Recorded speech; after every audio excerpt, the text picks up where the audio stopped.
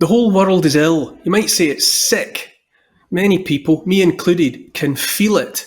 The heat, the nausea, the inflammation. It manifests, this sickness, in perpetual war, loss of freedom, censorship, the contempt shown by the few so-called powerful towards the many, ceaseless propaganda, cancellation of national borders, an almost endless list of symptoms. I'm Neil Oliver, and this is GBN Originals. Most recently, it has seen this sickness, people given longer sentences in prison for things they've posted on social media, longer sentences than those handed down to people who've raped children. People face jail for protesting, which might suit you today when you don't agree with the protesters or the protest. But what happens when the day comes and you want to protest a wrong? What then? People get ill when their immune systems fail them. That which could and should be fighting infection and holding sickness at bay has been made weak. Our country's immune system, Britain's immune system, has been trial by jury. Trial by jury is democracy in action. Trial by trial, in real time. And when I say has been, I mean has been, because it's being taken away, our immune system, right before our eyes. Hello, I'm Bev Turner. Now, it can feel like the money in our bank accounts at the moment does not keep up with the cost of living, and maybe there's a solution. I'm here today with the CEO of TallyMoney, Cameron Parry. Cameron, what is TallyMoney? Well, Bev, with TallyMoney, you get a current account and a debit card, but instead of pounds, you use milligrams of gold as your everyday money. So why gold? Gold traditionally is a great store of value. It has, on average, gone up at over 11% per annum for the last 25 years against the pound. It's tripled in value in the last decade. And in the last 2 years alone, it's increased by 50% against the pound. Banks' savings products just can't compete with that level of growth. But this isn't just about gold. This is about a currency that you guys have created at TallyMoney. Explain it to me as though I'm an idiot. So, look, people need to be able to hold their earnings and build their savings in a money that retains its value and remains in their legal control and remains theirs to access, away from government control. Great. You had me at not exposed to government control. You should feel safe and happy with your money. You should have peace of mind. The more money you see in your bank balance, and that's the type of thing we're trying to deliver, and give people choice in the type of money they get to use every day. Brilliant. Thank you so much, Cameron. Thank you.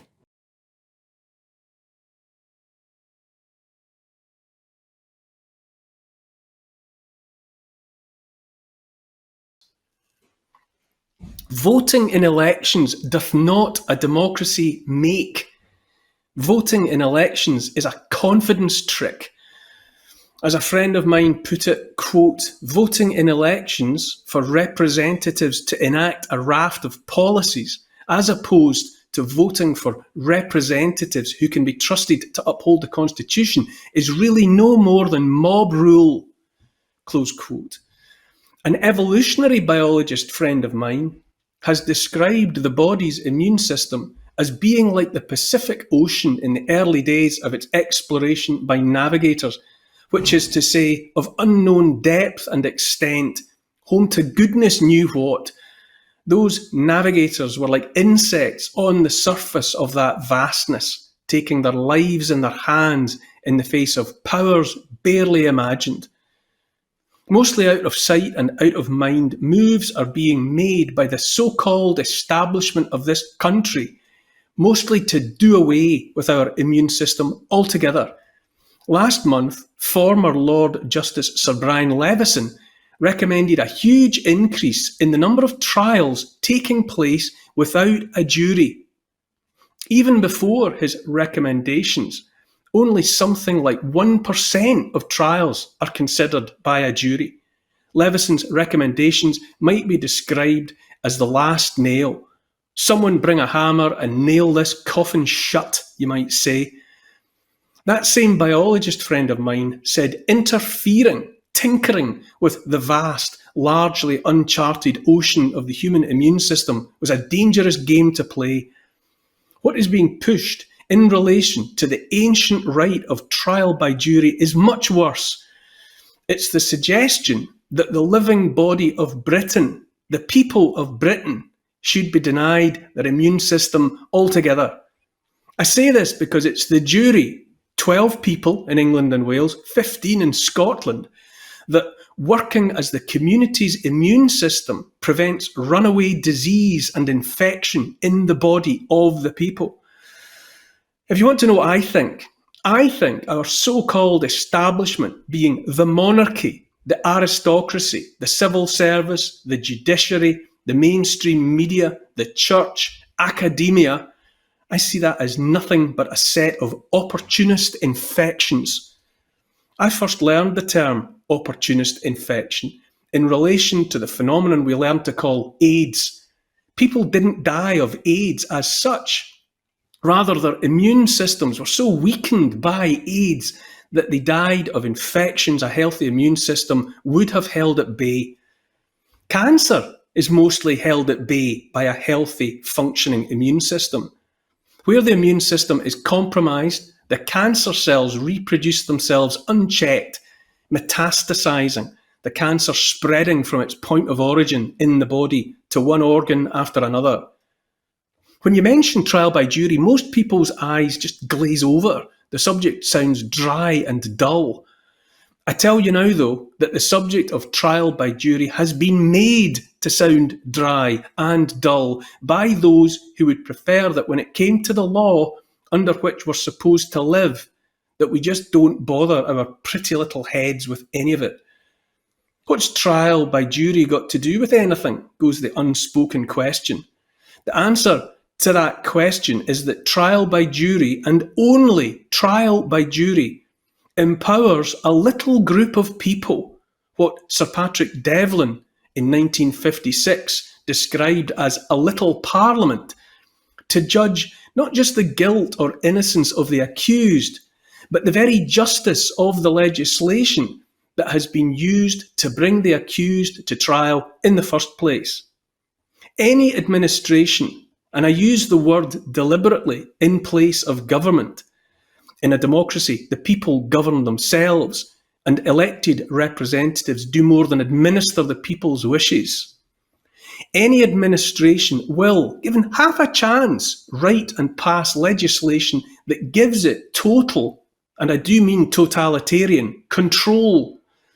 By those means, the people, having no say in the rightness and justice of the laws by which they're supposed to live, by those means are the people led to that dread place where orders come down from above and where people are commanded to ignore what their own consciences might be telling them, what their own innate morality is telling them, and simply to obey the order.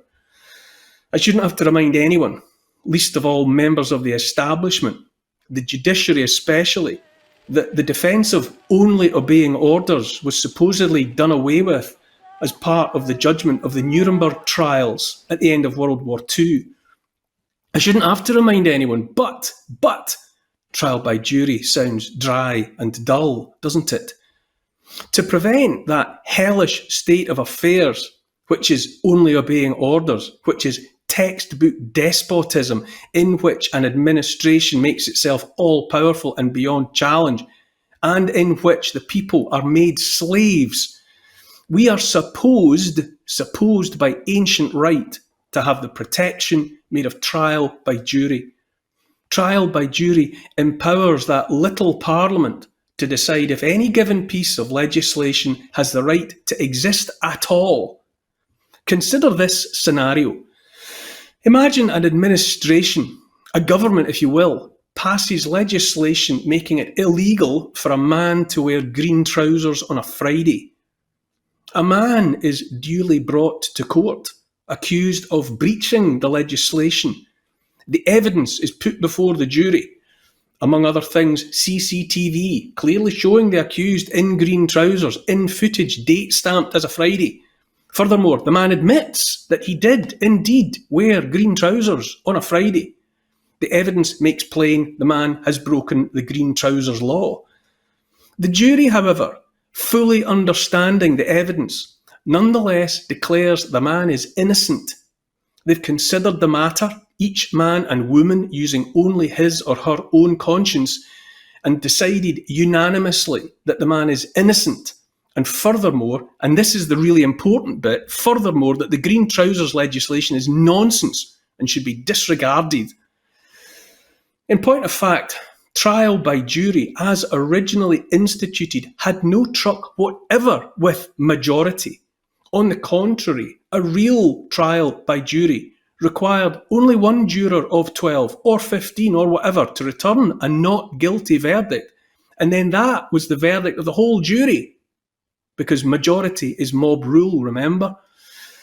The fact is that for centuries, literally centuries, the so-called establishment has been busily and slyly whittling away at trial by jury, which is to say, busily and slyly whittling away at the people's immune system, the ancient system set in place long ago by wiser, more benevolent heads than theirs, specifically to protect the people from despotism.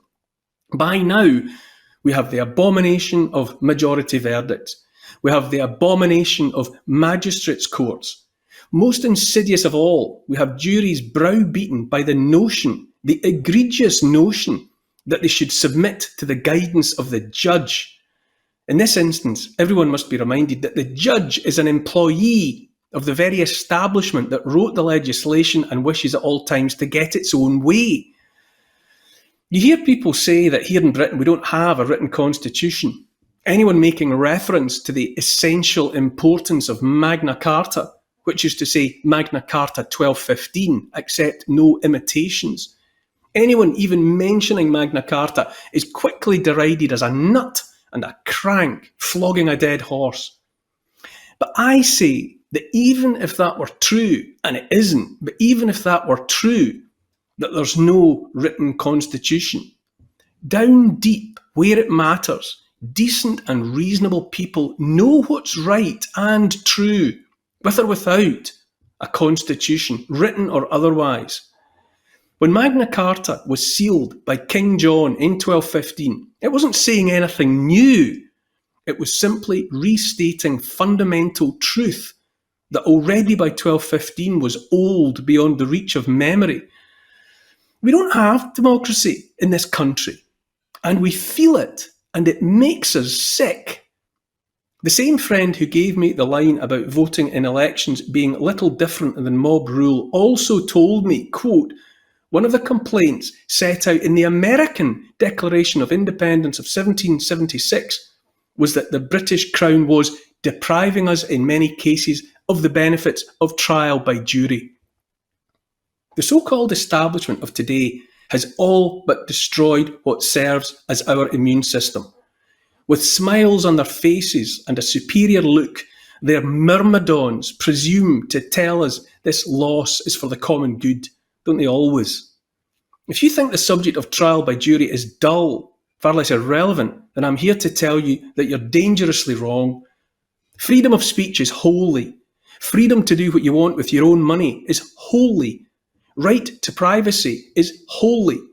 Challenge to despotism, up to and including its overthrow, is not just our right, but the living, breathing obligation of every honest man and woman. Trial by jury, by which we, the people, decide the justice or not of legislation, is our only defence against tyranny. It's our only defence, our immune system, against the cancer of that tyranny. But it's also the only defence we need. Stand up and say so.